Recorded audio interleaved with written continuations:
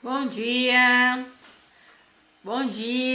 para todos vocês. Hoje é o dia da nossa live, né? A live socioeducativo. De verdade, a live da Joselma foi maravilhosa, tá de parabéns. Muito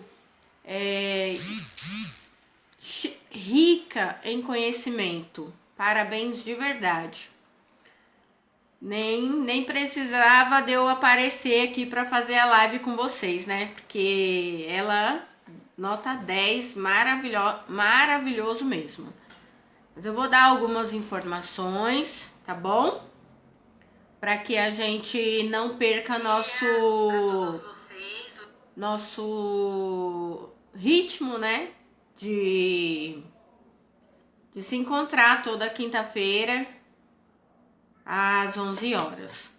Eu tô pegando o link. Bom dia, dona Brenda. Tô pegando o link, vou colocar nos grupos agora para que todo mundo possa acompanhar a gente, né? Gente, nas lives eu tô fazendo um levantamento sócio-histórico da criação dos direitos sociais. Depois eu gostaria de saber se vocês estão... se eu estou conseguindo passar... deixar claro para vocês qual foi o roteiro da construção dos nossos direitos sociais. Porque às vezes a gente não sabe da importância dessa construção e passa desapercebido a desconstrução dos direitos conquistados, né? E nós precisamos estar atentos, de verdade, para que suponhamos que lancem uma audiência pública em que eles encaminham o link para nós e que a gente vá responder as questões. E aí talvez tenha uma questão lá que, se você opinar, desconstrói os direitos sociais.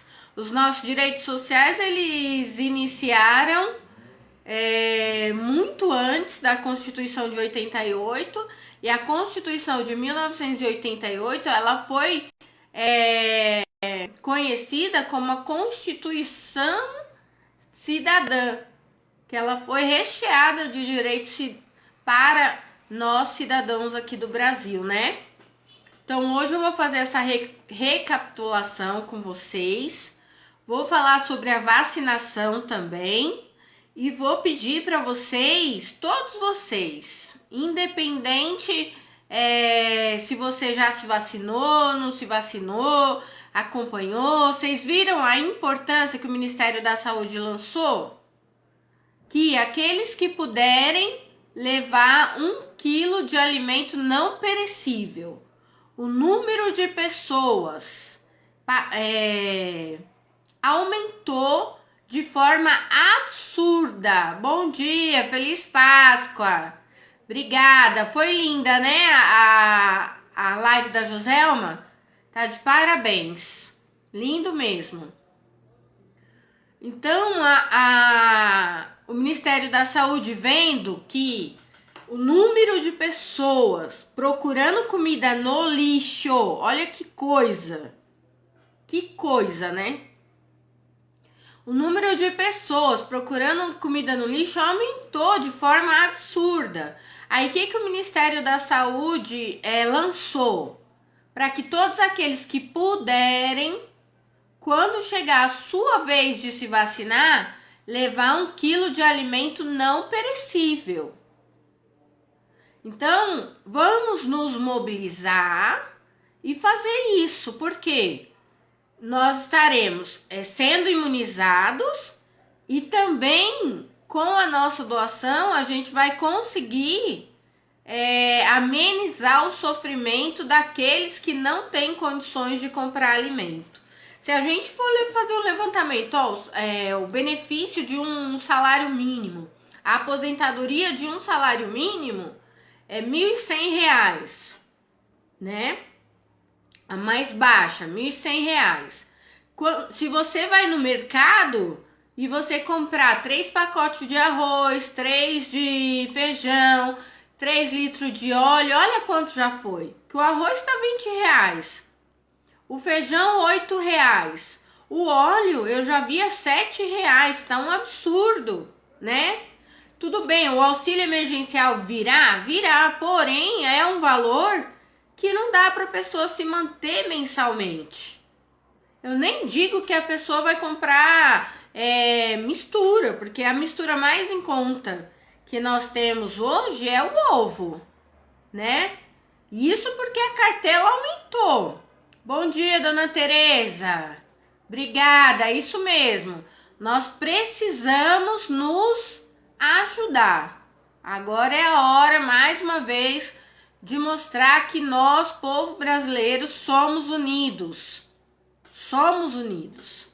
Então, a nossa realidade social hoje, ela está complicada cada dia mais. E o auxílio vem por 3 meses. E a gente não sabe quanto tempo ainda ficaremos com essa pandemia. Vocês viram que ontem morreram mais de 3.800 pessoas no Brasil. O Brasil é o epicentro da pandemia.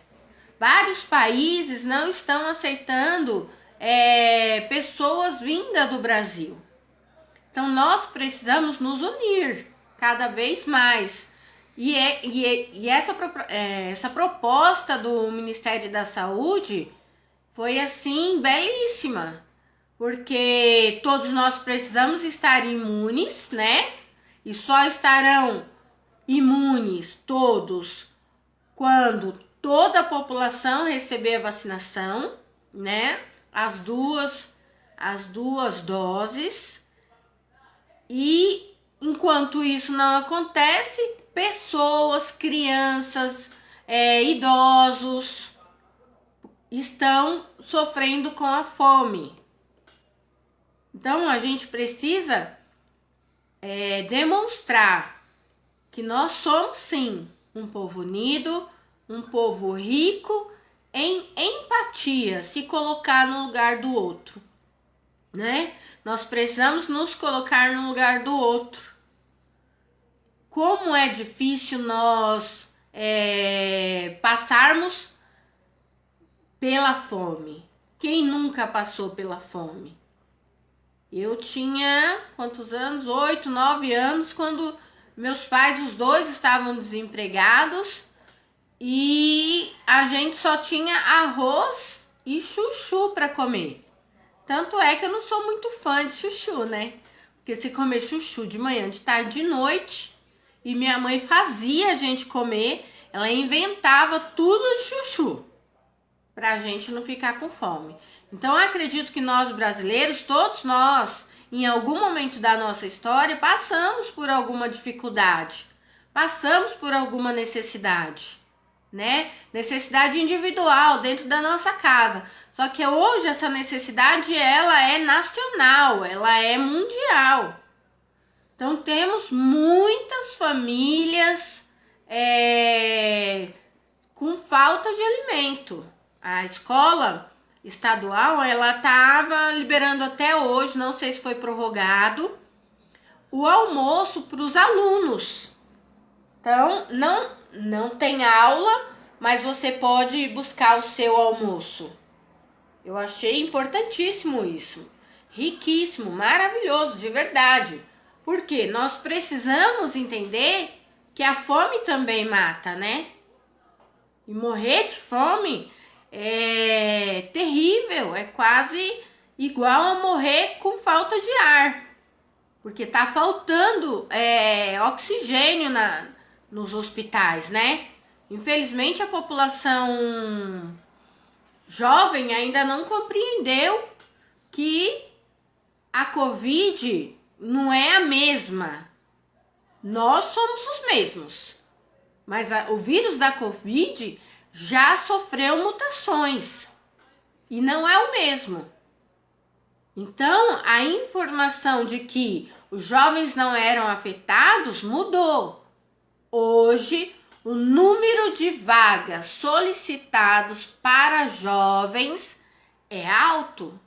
Então, a gente precisa estar conscientizando os netos, os sobrinhos, estar conscientizando os filhos dos nossos amigos, para que a gente possa diminuir o contágio.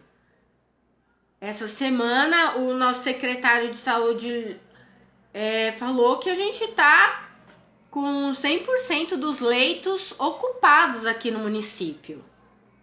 Então, você tomou a sua vacina, continua em casa. Deixa eu ver o que a dona Fátima falou. Bom dia, minha querida. Entrei agora, mas vou assistir até o final, que a internet está um pouco lenta. É verdade, semana passada estava horrível a minha também. Então, assim, que a gente possa se colocar no lugar do outro. Ao vacinar, leve 1 quilo de alimento, leve aquilo que você gostaria de receber, ou aquilo que você tem condições, que você comeria. Bom dia, dona Vita.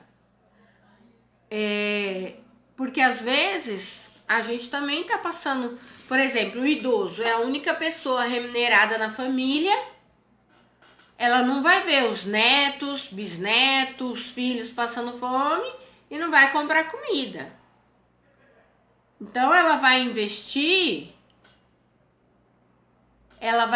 em alimento. Então, talvez você não consiga dar um alimento de marca, mas não precisa ser de marca. Compre e doe aquilo que você usaria dentro da sua casa, aquilo que você gostaria de receber do outro. Porque a gente precisa fazer pelo outro aquilo que a gente gostaria que fizesse por nós. Então, eu consigo dar um molho, eu consigo dar um pacote de macarrão, eu consigo levar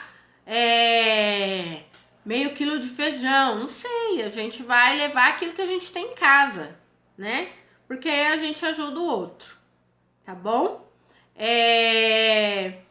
Para vocês que se vacinaram, parabéns, tá? A gente tá vacinando aí, tá avançando, né, nas idades. Ainda não recebi nenhum comunicado. O comunicado continua o mesmo da semana passada, né? Que deixa eu procurar ele aqui para vocês. Que é a faixa de... Já está na faixa de 65 acamados. Deixa eu ver. De 69 a 71, né? Eu acredito que até amanhã a gente receba maiores informações. Então, que cada um de nós possa fazer o melhor, né? Parabéns para vocês que se vacinaram, aqueles que estão aguardando... vamos manter o distanciamento social, até os que se vacinaram. Manter o distanciamento social, manter o uso da máscara, do álcool em gel, que é importante para diminuir o contágio, né? Então vamos lá. Eu tô tentando passar nas lives o nosso processo sócio-histórico da criação dos direitos sociais, para que depois eu possa explicar direito social por direito social, tá bom? Eu abri uma conta na Kawaii para postar vídeos rapidinhos para explicar também os direitos sociais. Depois eu mando o link para vocês baixarem o Kawaii e me seguirem, tá? Porque são vídeos de 1 minuto. Ontem eu lancei o vídeo sobre o benefício de prestação continuada, o LOAS, para a pessoa idosa acima de 65 anos. Se você conhece um idoso que mora sozinho e tem 65 anos e não recebe nenhum benefício, pede para ele procurar o CRAS mais próximo da residência dele. Porque ele vai fazer o cadastro único e a assistente social consegue solicitar o BPC LOAS para ele, tá bom? Então, os vídeos que eu lanço lá no aplicativo é rapidinho. É só para informar mesmo. Então, ontem foi do benefício de prestação continuado para pessoa idosa acima de 65 anos. Ah, Rosana, eu conheço um idoso, mas tem 4 pessoas na casa dele. O que a gente pode fazer? Olha, se ele for no CRAS, ele vai agendar um horário para o cadastro único. Lá no cadastro único vai ter que levar todos os documentos de todo mundo que mora na casa, tá? Carteira de trabalho, comprovante de endereço, RG, CPF, se for casado, certidão de casamento, se for viúvo, leva lá a certidão do óbito. Por quê? Quando os seus dados eles são inseridos no cadastro único, automaticamente, quando chegar na etapa do levantamento socioeconômico, vai fazer o cálculo e vai verificar se ele tem direito. Hoje, se a pessoa tem uma renda per capita até meio salário mínimo, ela consegue receber o benefício de prestação continuada. Vou pegar essa informação para ler para vocês na íntegra, tá? Então, é um idoso que mora com 4 pessoas na casa dele, ele tem 65 anos. Quer ver, ó? Vou ler aqui para vocês.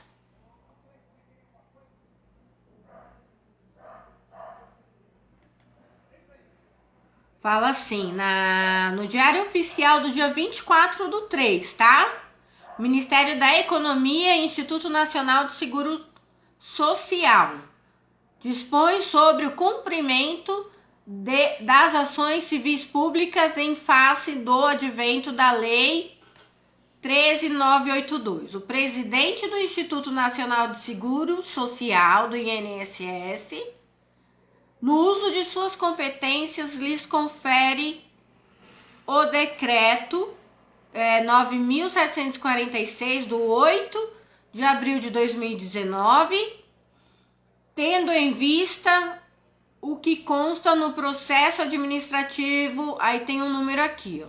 Artigo 1, estabelecer que não será computado para o cálculo da renda per capita familiar o benefício previdenciário até um salário mínimo ou benefício de prestação continuada, BPC-LOAS, concedido a idoso acima de 65 anos ou a pessoa com deficiência para a concessão do BPC. Suponhamos, tá?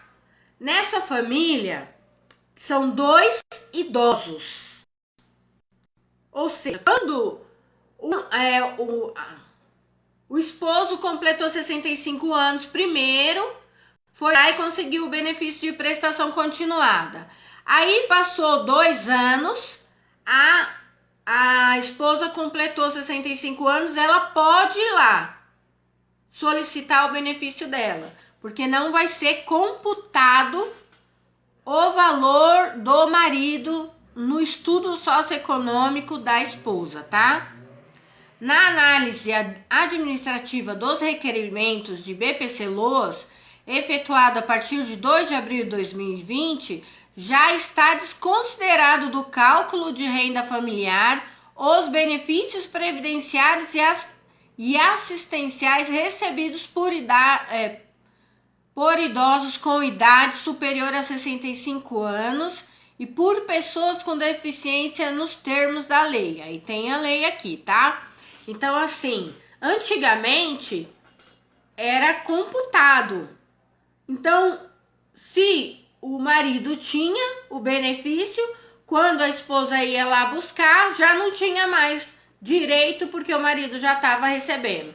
Então, foi aberta uma ação para que isso fosse revisto e hoje não é mais computado, tá bom? Então, se você conhece alguma pessoa idosa que não recebe nenhum benefício ou que nem sabia que existia essa possibilidade, você pede para ela procurar o CRAS, o Centro de Referência de Assistência Social mais próximo da casa dela. E aí, lá no CRAS, A assistente social vai orientar, vai solicitar toda a documentação, tá bom? Então, que a gente passe essas informações para frente, porque muitas pessoas não têm conhecimento desses direitos e fica passando necessidade, sendo que poderia estar recebendo um benefício. Não é aposentadoria, o benefício BPC-LOAS, é um benefício socioassistencial no valor de um salário mínimo. Quando a pessoa vem a óbito, o benefício é encerrado. O marido ou a esposa não tem direito porque não é uma aposentadoria, tá bom? É um benefício porque a Constituição de 88 prevê que é dever do Estado propiciar uma forma para que essa pessoa idosa tenha uma vida com as suas necessidades básicas supridas, que é alimento, casa, moradia, água e luz, né? A gente tem essas necessidades básicas. Por isso, a importância da gente entender como foi construídos os direitos sociais, para que em nenhum momento a gente venha votar contra ele. Tudo que vier para a gente votar, a gente tem que prestar atenção. Quando coloca em audiência pública, em consulta pública, a gente tem que estar ciente do que é nosso direito, para que a gente não venha votar contra os nossos próprios direitos, tá bom? Então, a Constituição, ela foi escrita em 1988. E a partir dali, cada item colocado no artigo 6 como direito social, foi criado um ministério. E cada ministério desenvolveu uma política pública para atender a população. Então, nós temos os direitos sociais na Constituição Federal de 1988, direito à educação, direito à assistência, direito à saúde, direito à formação, trabalho, direito a lazer, cultura, esporte. Então, nós temos vários direitos. E cada direito foi criado um ministério, uma secretaria para tratar desses direitos e fazer com que esses direitos cheguem na população que mais precise dele. Então, nós temos um CRAS hoje que trata de assuntos para prevenir, de prevenção à violência doméstica, prevenção à violência contra o idoso, prevenção à violência sexual, prevenção ao desemprego, prevenção à falta de saúde, prevenção,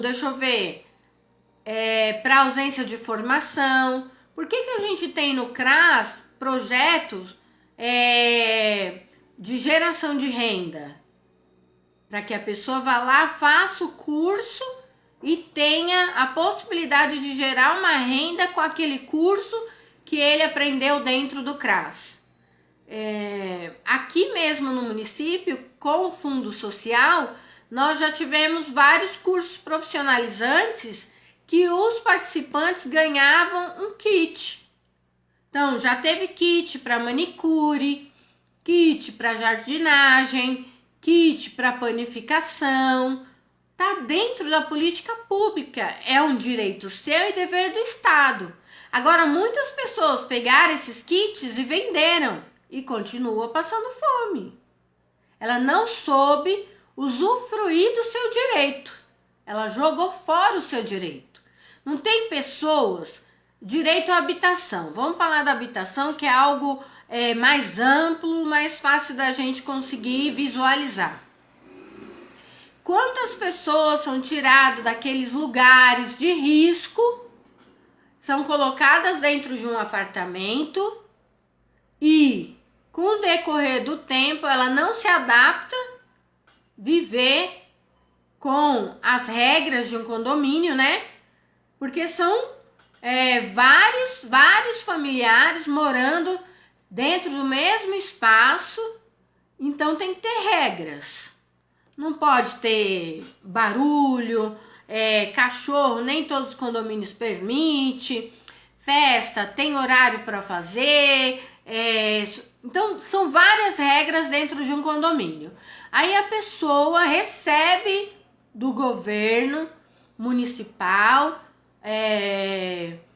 um apartamento para pagar um valor irrisório, porque eles fazem um cálculo de acordo com a renda da pessoa e a pessoa fica pagando aquele valor durante anos e quando finaliza o nome da pessoa, o apartamento fica no nome da pessoa. Aí a pessoa não se adapta àquelas regras, né? Aquelas regras básicas de convivência. E aí vende o apartamento e volta a viver em lugar de risco. Então, nem tudo que passa na televisão a gente pode culpar os governantes. Porque muitas pessoas já receberam a sua habitação e venderam o seu direito. Se colocaram novamente em situação de risco extremo. Às vezes vai morar perto de um rio que alaga. Às vezes vai morar numa ribanceira que quando chove cai barranco. E nem todos são vítimas. Nós sabemos que falta política pública de habitação, mas sabemos também que muitas pessoas vendem os seus direitos por não se adaptar às regras. E quando as pessoas vão morar lá, elas mesmas criam regras antes de morar. Aí depois muda, não gosta, vende o seu direito e volta a viver em situação de risco. Então, por isso que eu falo para vocês que a gente tem que estar atento a não vender e a não desfazer dos nossos direitos sociais. O jovem hoje, ele tem um período para estudar e se profissionalizar. Coisa que não tinha na época da minha avó, não tinha na época do meu pai, não tinha na minha época, mas tem agora na época dos meus sobrinhos. Na época do meu avô, ele queria estudar, mas tinha que ajudar o pai, porque morava em locais rurais. Então, os filhos acordavam 4 horas da manhã e ia trabalhar com o pai na roça. E aí, quando vieram os direitos sociais, vieram as pressões para que as pessoas fossem para a escola, se você parar e conversar com seu pai, você vai ver que ele estudou até a 4ª série só, porque era o ensino daquela época. Aí depois veio até a 8ª série, agora é o 9º ano. Aí veio o ensino médio. Hoje nós temos o ensino médio técnico. A pessoa já sai de lá com uma profissão técnica, administrativo, contador, tem vários atividades técnicas, né? Então, e hoje tem até a faculdade técnica. Então, hoje nós temos acesso a esses direitos que não tinha antigamente. E aí a gente vê que a população não sabe usufruir do seu direito à educação. Os alunos não respeitam a sala de aula e não vê isso como uma possibilidade de crescer na vida. Então, os direitos sociais, ele tem um processo sócio-histórico. E é esse processo sócio-histórico que eu quero passar para vocês. Então, todas as lives eu vou estar passando para você. A resolução número 145, de 15 de outubro de 2004, ela fala sobre o texto final da Política Nacional de Assistência Social. Então, nós tivemos encontros, conselhos, conferências, nós tivemos diversas reuniões em vários bairros nas regiões do Brasil para criar a Política Nacional de Assistência Social. E para que essa política nacional não ficasse só no papel, veio a Lei Orgânica de Assistência Social. A Lei Orgânica traz nela tudo que a gente está vivendo hoje. Traz os CRAS, traz os CREAS, traz os abrigos, como tem que ser o abrigo para criança, traz como que tem que ser a abordagem, o trabalho do serviço de abordagem especializada para a população em situação de rua. Então, foi uma escadinha, né? Veio a Constituição de 1988, veio a Política Nacional de Assistência Social, veio a Lei Orgânica, né?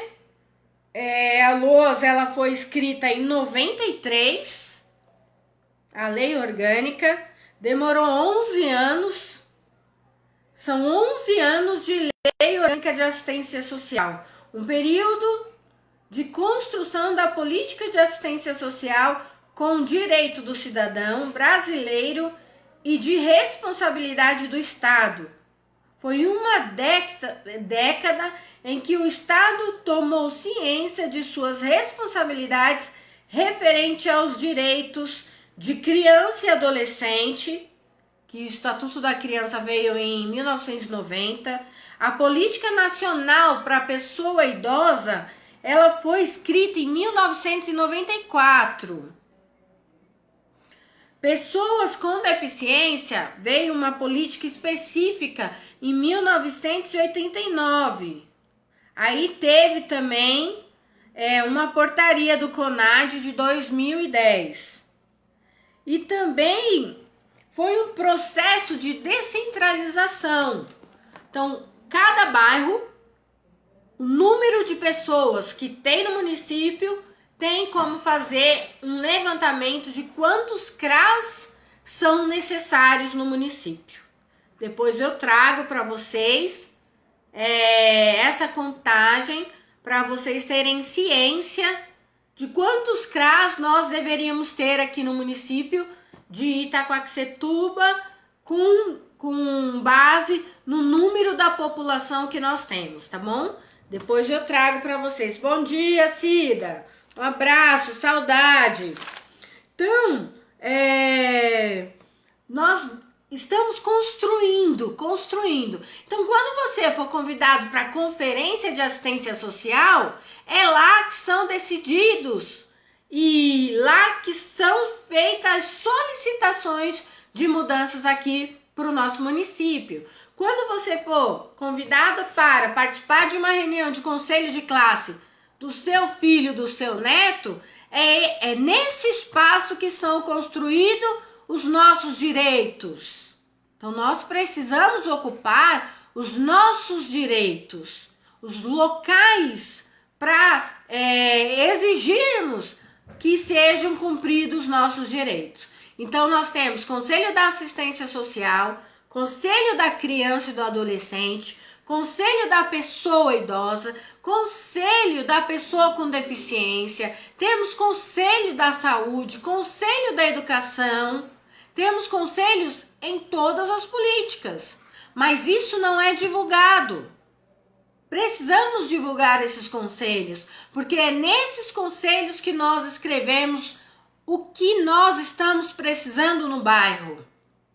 Como que a política nacional vai ficar sabendo que aqui em Itaquá está precisando de uma coisa? Está precisando de um serviço. Como que a política nacional, que é a política que rege o Brasil, vai descobrir que nós estamos precisando, vamos supor, tá? De mais 5 CRAS. No Conselho Municipal da Assistência Social, que acontece a cada 2 anos. Então, no Conselho Municipal, a gente vai fazer esse levantamento. olha, Itaquá tem mais de 400 mil habitantes. Então, pela lei orgânica da assistência social, diz que Itaquá tem que ter 10 CRAs. É uma suposição. Eu não fiz o cálculo. Então, nós só temos 5. Então, precisamos de mais 5. Aí vai para votação. Aí fica escrito na nossa conferência que a gente pediu mais 5 CRAs. Aí a gente vai para a conferência estadual. Na conferência estadual, vai o representante do município que fala: olha, o município de Itaquá está precisando de mais 5 CRAs. Aí o estado ficou sabendo. Aí depois vai para a conferência nacional. E aí, os nossos representantes nacionais ficarão sabendo que a gente precisa de mais 5 CRAs. E aí eles vão criar formas de mandar o recurso para a construção dos 5 CRAs. O UPA. A UPA, ela é financiada pelo governo federal. O governo federal encaminha o valor para a construção da UPA. Então, eu estou trazendo para vocês diversas políticas, diversos direitos sociais que nós precisamos nos colocar no nosso... cumprir o nosso dever enquanto sujeito de direito, enquanto cidadão. Nós não podemos nos desresponsabilizar da construção da política dos direitos sociais. Então, participe dos conselhos. Vá lá no CRAS, participe do sócio educativo, vai lá na escola quando voltar, descubra quando é que tem as reuniões do conselho, vá lá na Secretaria da Saúde, descubra quando tem as reuniões de conselho, porque você que é do bairro, você sabe dizer o que o seu bairro está precisando. Tem bairros que precisa do posto de saúde de atendimento à família, que tem um agente que vai lá na sua casa aferir a sua pressão, verificar a sua diabetes. Então, nós precisamos estar nesses conselhos, porque é nesses conselhos que nós escrevemos a nossa política, a nossa necessidade. Os conselhos, eles foram criados para construir a política que o bairro precisa. Então, se nós nos desresponsabilizamos dessa construção, não podemos reclamar que não tem. Ah, no meu bairro não tem. Ah, no meu bairro também não tem. Ah, no meu bairro também não tem isso. Não tem por quê? Não tem porque você não ocupou o seu lugar de direito, o seu lugar de falar, o seu lugar de dizer o que o seu bairro está precisando. Como que a gente faz um levantamento de que o ônibus que passa no seu bairro demora 40 minutos por ônibus? Como que a gente vai fazer um levantamento para descobrir que está demorando demais? Se ninguém vai na reunião do transporte, não participa nos conselhos. Não tem como saber, não tem como reclamar. A gente não pode reclamar se a gente se desresponsabiliza das nossas responsabilidades. Então, eu, enquanto assistente social, participo dos conselhos. Eu estou no Conselho da Assistência Social, no Conselho Municipal da Assistência Social. Eu quero estar no Conselho Municipal dos Direitos da Criança e do Adolescente. E eu quero estar no Conselho Municipal da Pessoa Idosa. Eu quero estar no Conselho da Pessoa com Deficiência. Eu quero estar no Conselho da Educação, no Conselho da Saúde. Eu não vou dar conta sozinha de tudo. Então, a gente precisa se organizar e todos participarem. Então, quando houver reunião que eu souber, eu vou postar aqui, gente, reunião do conselho no dia tal, no local tal. Vamos todos lá, que é nessa conferência que a gente vai escrever o que a gente está precisando. Aí a gente faz. Bom dia, dona Ivanilda, tudo bem, graças a Deus. Então, nós precisamos ocupar os nossos lugares. Nós precisamos ocupar os nossos lugares. Então, eu convido você a me seguir em todos os canais que eu tiver inscrita, para que você saiba dos seus direitos. Eu posto vários vídeos. Agora eu estou postando vídeo quase todo dia falando sobre direitos sociais. Nós precisamos juntar, fazer um ajuntamento de pessoas para organizar os nossos direitos sociais, para trazer da escrita e fazer com que ele seja executado de fato. Esse papo que a lei escrita é uma coisa e a prática é outra, não é verdadeira. Porque se eu entendo a minha responsabilidade, eu vou executar o que a lei está dizendo. Então, a minha prática vai ser baseada no que a lei está dizendo. E você é um sujeito de direito. Você. Tá bom? Eu deixo um abraço, uma excelente Páscoa para todos nós e me sigam. Eu quero sim fazer a diferença em todos os lugares onde eu for. E uma forma que eu consegui falar dos direitos e deveres é nesses apps novos aí que eu tô aprendendo ainda, não sei, tá, gente? Bom dia, seu José, um abraço. Obrigada, dona Ivanilda. Feliz Páscoa também para a senhora e sua família. Nós somos sujeitos de direitos e precisamos ocupar os nossos espaços, ocupar os nossos lugares para fazer valer os nossos direitos. Eu conto com você. Beijo, beijo. Obrigada pela presença de todos vocês, tá? E assim que eu receber novidades sobre a vacinação, eu faço um vídeo e posto nos grupos, tá bom? Beijo e abraço, me sigam!